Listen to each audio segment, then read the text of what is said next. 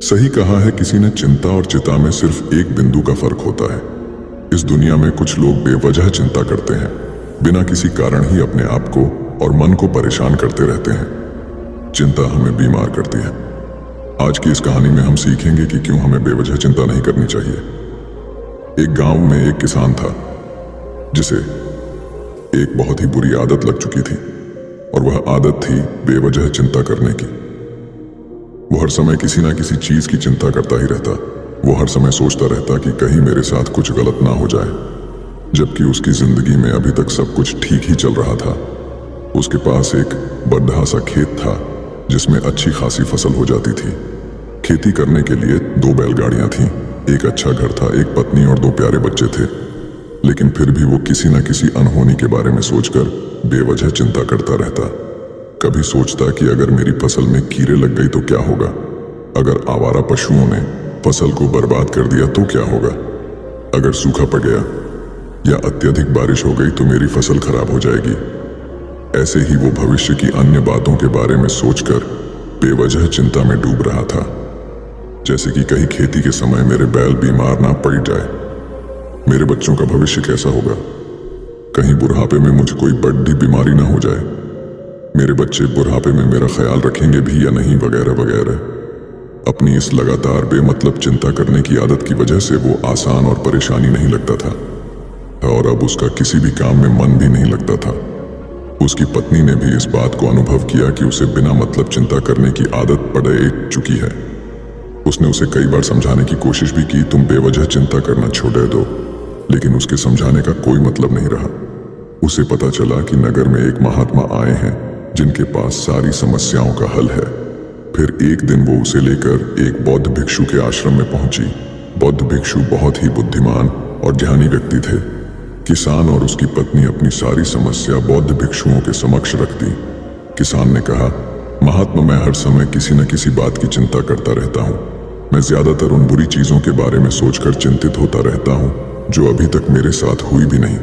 किसान की समस्या को पूरे ध्यान से सुनने के बाद बौद्ध भिक्षु ने कहा, ठीक है, तुम दोनों कल सुबह आना और फिर मैं तुम्हें तुम्हारी समस्या का समाधान बता दूंगा। अगली सुबह जब किसान और उसकी पत्नी बौद्ध भिक्षु के आश्रम में पहुंचते हैं तो देखते हैं कि बौद्ध भिक्षु बहुत ही चिंतित अवस्था में जमीन पर पालथी मारकर बैठे हुए हैं और उनके सामने एक दूध से भरा गिलास रखा हुआ है।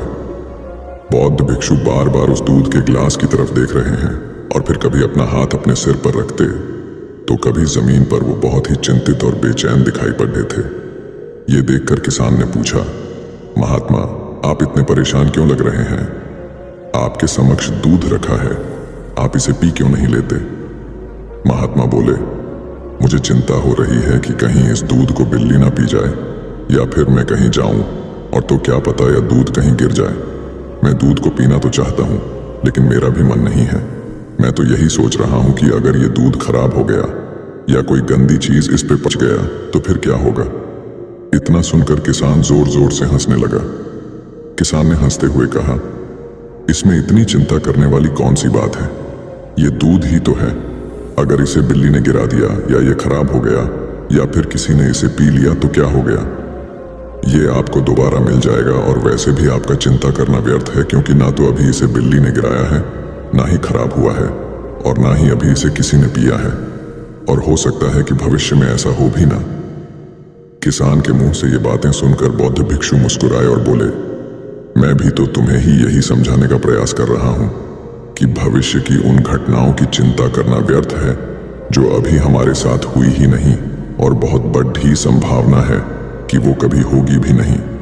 और अगर हो भी गई तो जिस चीज को तुम एक बार हासिल कर सकते हो उसे तुम दोबारा भी हासिल कर सकते हो, और अगर नहीं कर पाए तो कोई बात नहीं, क्योंकि समस्याओं के आने के साथ ही उन समस्याओं का सामना करने की हिम्मत भी अपने आप ही आ जाती है। ये बातें सुनने के बाद किसान को लगा जैसे किसी ने उसके गाल पर एक थप्पड़ मारकर उसे नींद से जगा दिया हो। उसे महसूस हुआ कि वो भी तो यही गलती कर रहा है। वो भी तो भविष्य की उन घटनाओं के बारे में सोचकर चिंतित हो रहा है जो अभी तक घटी ही नहीं और शायद कभी घटेगी नहीं। वो और फिर बौद्ध भिक्षु के चरणों में गिर पड़ा और कहने लगा, इतनी आसान में मुझे मेरी गलती का एहसास करवाने के लिए आपका बहुत बहुत धन्यवाद। और मैं आज से पूरा प्रयास करूंगा। मैं बेवजह चिंता करना बंद कर दूंगा। जापान में एक लोकप्रिय कहावत है, अगर तुम चल रहे हो तो सिर्फ चलो, अगर तुम खा रहे हो तो सिर्फ खाओ, लेकिन एक समय में सिर्फ एक ही काम करो, चिंता न करो। इस लोकप्रिय कहावत के अर्थ ने मुझे हैरान कर दिया था। और सच कहूं तो मुझे ऐसा लगता है कि कहावत के अर्थ में ही वो राज छुपा है, जिसे अगर किसी ने अच्छे से समझ लिया और अपने जीवन में उतार लिया तो वो चिंता के बंधन से ही हमेशा हमेशा के लिए मुक्त हो जाएगा। इस कहावत के अर्थ के बारे में हम आगे बात करेंगे, लेकिन उससे पहले देखते हैं कि हमारे दिमाग में इस तरह के विचार ज्यादा चल रहे होते हैं। पहला, क्या मैंने ये काम सही से किया? दूसरा, क्या मैं इसे और बेहतर कर सकता था? तीसरा, इसका परिणाम क्या होगा? और चौथा, लोग मेरे और मेरे काम के बारे में क्या सोच रहे होंगे?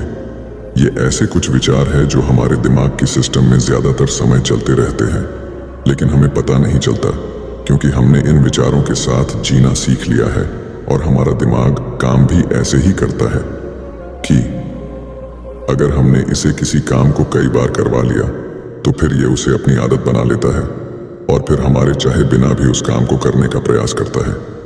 शुरुआत में तो हम किसी भी काम को अपनी इच्छा से पूरे होशो हवास में करते हैं, लेकिन बाद में वो हमारी आदत बन जाता है और फिर हम बस बेहोशी की हालत में बिना सोचे समझे उस काम को करते चले जाते हैं।